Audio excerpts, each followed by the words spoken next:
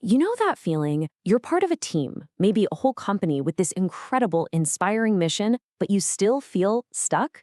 There's this frustration, this hesitation, even when you really believe in the work you're doing. It's way more common than you think, and today we're going to get into exactly why that happens. Right, let's just ask the big question right out of the gate. You're in a good place, you're on board with the values, but when it's your turn to make a decision, you hesitate. If that sounds even a little familiar, trust me, you are not alone. It's this quiet but really damaging challenge that even the best performers run into. And yeah, there's actually a name for this whole thing, the power paradox.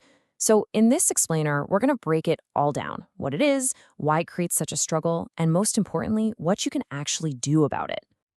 So what are we really talking about here? Well, at its core, the paradox of power is a huge misunderstanding. We think that just because our company has a great purpose, that we should automatically wake up every day feeling totally clear and courageous.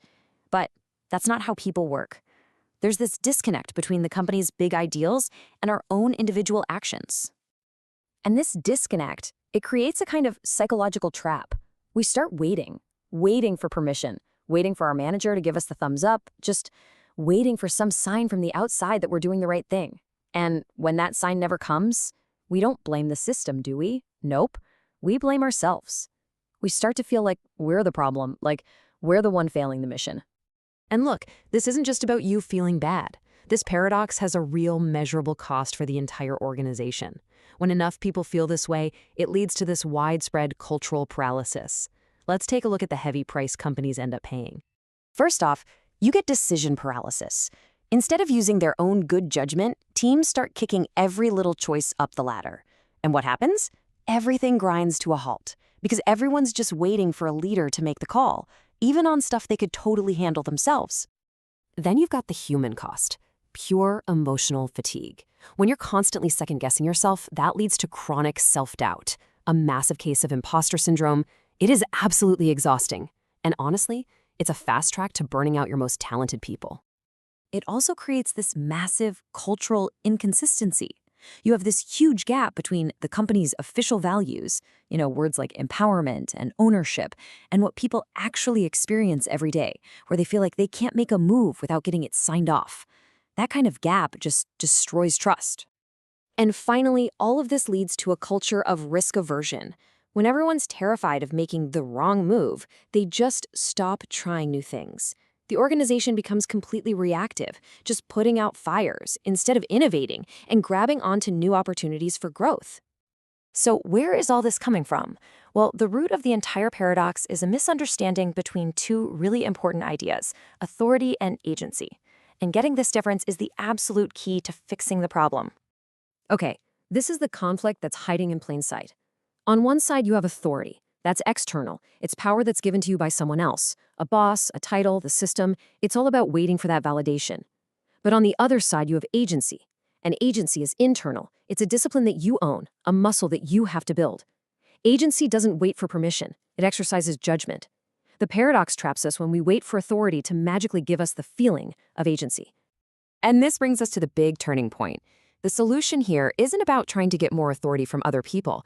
It's about completely reframing what empowerment really is. It takes a serious shift in how you see things. So here's the absolute heart of the matter. Real empowerment isn't something your boss can just grant you in an email. It is an internal discipline. It's the conscious choice you make to own your work, to use your judgment, and to act with courage, no matter what your job title is. Okay, so that's the big idea. But how do we actually put it into practice? Let's talk about the path forward and how this idea can build a culture of real accountability for everyone, leaders and teams alike. The way forward really comes down to a three-step framework. It all starts when leaders actively work to restore agency. They have to create an environment where ownership and critical thinking are the default, not the rare exception. Then, from there, they have to model what's called adaptive mastery. They have to be the ones who show everyone how to navigate uncertainty with resilience. And finally, the goal is to foster self-alignment, building this clear, strong bridge between each person's own values and the company's bigger mission. When you combine these steps, what you get is a culture of empowered accountability. The best way to think about it is like this. It's the difference between an orchestra where every single musician waits for the conductor for every single note versus a jazz band where everyone knows the music so well that they can improvise together and create something incredible. That's a culture built on clarity and initiative, and it makes the whole organization stronger from the inside out. And the results of making this shift, they're huge because people feel real ownership. You see autonomy go up, but you also see more ethical action. People are actually thinking for themselves.